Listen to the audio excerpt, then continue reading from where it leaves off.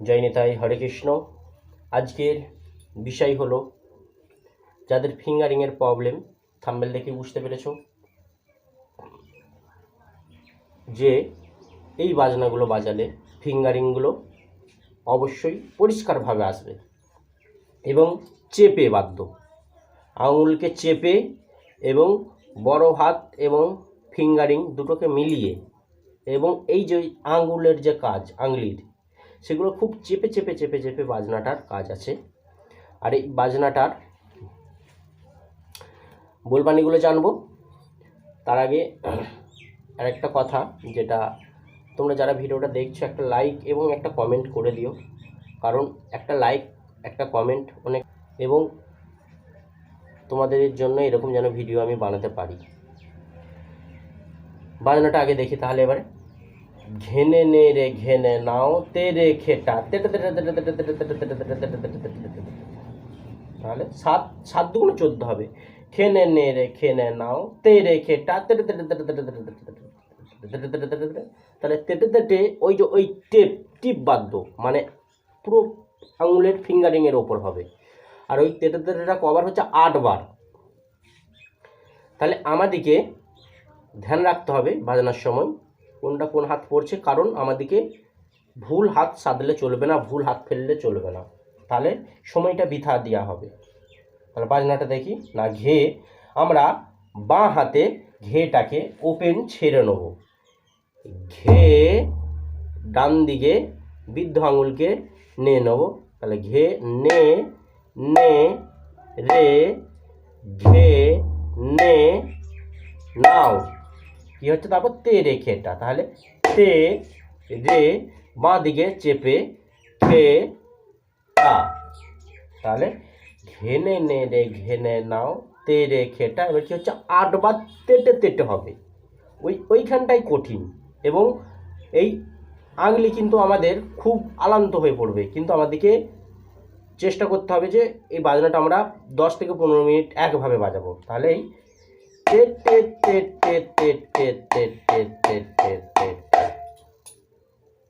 তারপর কি হচ্ছে না, বাঁ দিকে চেপে গাবের মাঝখানে, তাহলে খে নে নে রে, আবার বাঁ দিকে খে নে নাও, তারপর কি হচ্ছে তে রে, আবার বাঁ দিকে খে টা, তারপর কি হচ্ছে না তে তে তে তে তে তে তে তে তে তে তে তে। তাহলে একটু স্পিড, আর একটুখানি স্পিড করে দেখাই না। ঘেনে নে রে ঘেনে নাও তে রে খেটা, ঘেনে নে রে ঘেনে নাও তে রে খেটা। আর স্পিড হচ্ছে নাকি ঘেনে রে ঘেনে নাও তে রে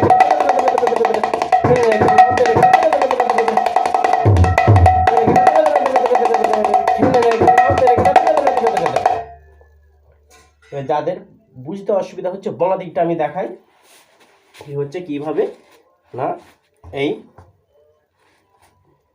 ঘে নে নে রে ঘে নে নাও তে রে খে টা তে টে তে টে তে টে তে টে।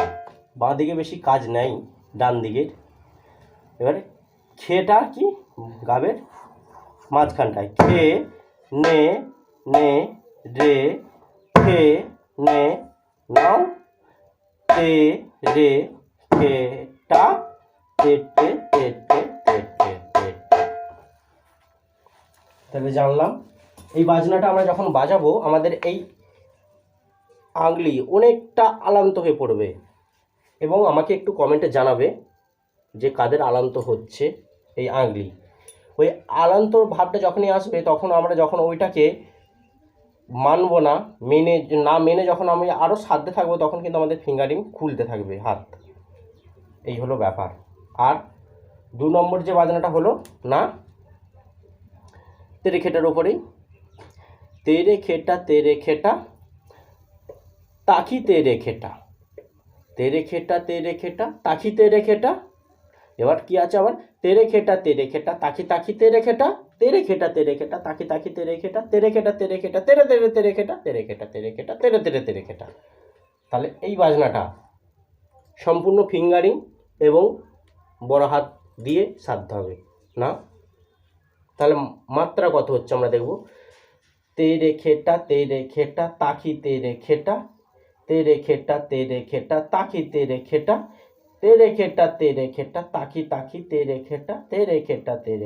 তাকি তাকি তেরে খেটা।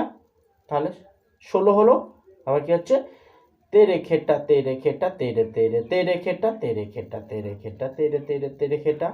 তাহলে কত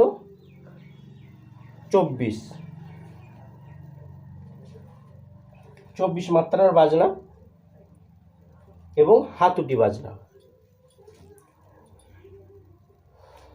তাহলে এবার আমরা বাজনাটা দেখব না। তেরে খেটা আমরা সকলেই বাজাতে জানি এবং তোমরা যারা নতুন আমার চ্যানেলে যে দেখতে পারো তেরে খেটা কীভাবে বাজাতে হয় এবং আমার ভালোভাবে দেওয়া আছে। এবার না তেরে খেটা তাকি তেরে খেটা। আবার তেরে খেটা তাকি তেরে খেটা। তারপর কি হচ্ছে না তেরে খেটা তাকি তাকি তেরে খেটা। আবার একবার হবে তেরে খেটা তাকি তাকি তেরে খেটা। তারপর কি আছে না তেরে খেটা তেরে খেটা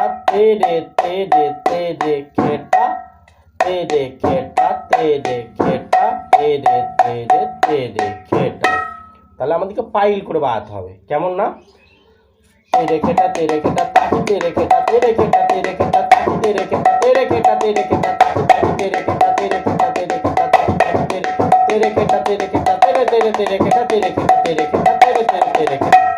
এবার স্পিডটা যখন হবে কেমন হবে না